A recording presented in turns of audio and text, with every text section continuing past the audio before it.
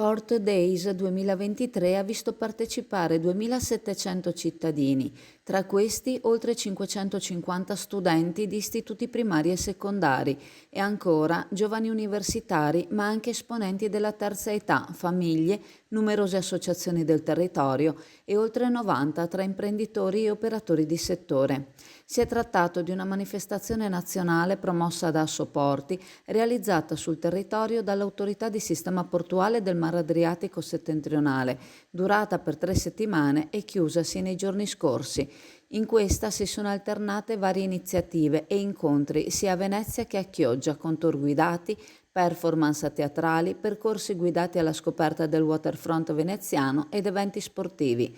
Un riscontro positivo è stato ottenuto con Port Educational, uno strumento multimediale ludico-didattico ideato dall'Autorità di Sistema e utilizzato presso il Museo Civico di Chioggia, con cui i bambini hanno appreso in cosa consiste il porto. A quanto affermato Fulvio Lino Di Blasio, presidente dell'Autorità di Sistema, si tratta di un'iniziativa che si arricchisce di anno in anno e che è in grado di raccontare i porti veneti. I ringraziamenti sono stati alla comunità portuale, al Propeller Club e alla Capitaneria di Porto, presenti in tutte le iniziative, sia in quelle riservate alle scuole che quelle dedicate alla cittadinanza, e a tutte le istituzioni coinvolte in qualità di partner con le quali si è già pronti a lavorare per la prossima edizione.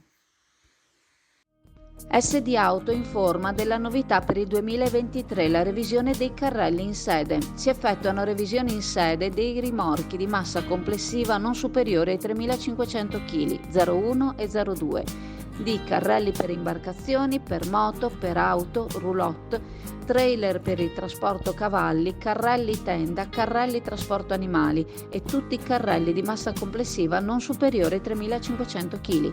Potete contattare SD Auto per qualsiasi informazione o chiarimento.